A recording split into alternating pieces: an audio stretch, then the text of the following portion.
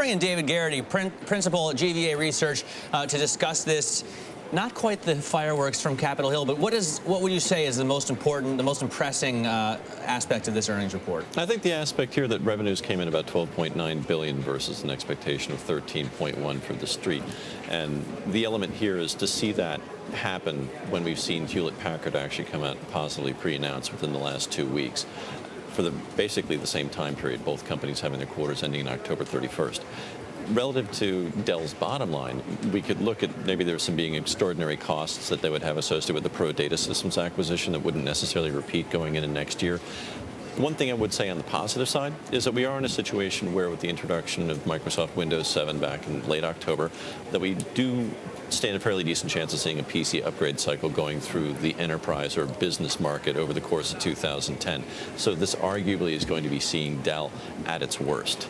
So from that standpoint, stock has been up over the last year by approximately 65%, much higher than that off of its lows. You know, the fact that there's a bit of a pullback here may not be so surprising and may actually give some investors longer-term focused a bit of an entry point. You know, and you've also got Michael Dell, just looking through the release here, David. He says we are seeing improvement in overall underlying IT demand that is continuing into the fourth quarter. The same is true with momentum in Dell's business, specifically in our large enterprise and SMB segment. So, I mean, a little bit of outlook. They're saying, you know, some improvement.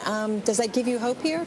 Certainly, it says that from a timing standpoint, we are in a situation where Dell, given their exposure being more business-focused, being more focused into developed economies, OECD countries rather than BRIC countries, that from that standpoint, Dell's recovery was going to lag that of the rest of the industry. And so in that context, it's not surprising to see these types of results, disappointing though they might be. And it certainly leaves Dell in a position to prove themselves going into 2010.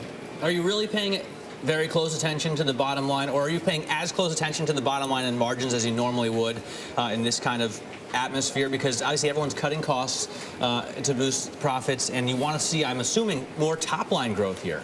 Yes, you would. But given the fact that Dell's recovery was expected to lag, it was going to be, and it was my focus going into this quarter, to see if their margins were going to hold up and to the extent that they were actually realizing their cost reductions. That's why it's important from our standpoint. 17.3% gross margin you're okay with? I mean, it was disappointing because the expectation was in the prior quarter had been about 18.1%. Now, there had been some indications that component costs had risen. That's why, in terms of going through and doing an analysis, I want to see what were the one-time costs associated with the $3.9 billion acquisition of Perot. To what extent does the company say on the conference call that in the context of the October quarter, you didn't have the same momentum in terms of this $4 billion cost reduction program we've had underway for some time? Let me mention, because the CFO, Brian Gladden, is making some comments on the call with media right now, and he says the Dell CFO is seeing some encouraging signs of enterprise recovery. We're just starting to get some headlines, so he just started to talk.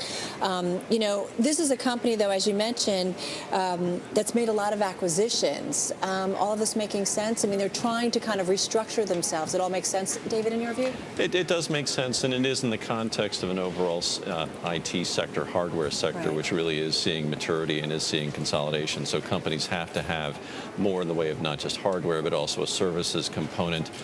Certainly with regard to Pro Data Systems, you know, Dell has firmly planted themselves in the services market to compete against the likes of Hewlett-Packard as well as also IBM. The question here is, you know, does Dell decide that they want to do something around the software area?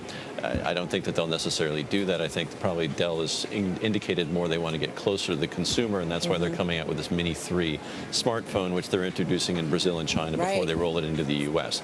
If they succeed in that market, you know, given the fact that their CFO had previously been at Motorola, when Motorola completes the spin-off of its set-top box business, you know, it doesn't make sense for these two companies to merge. Obviously, that's a story to be played out sometime in 2010, maybe 2011. And we'll bring you back to help us play that story out. David Garrity, thanks so much for joining us. David Garrity from GVA. We're going to take a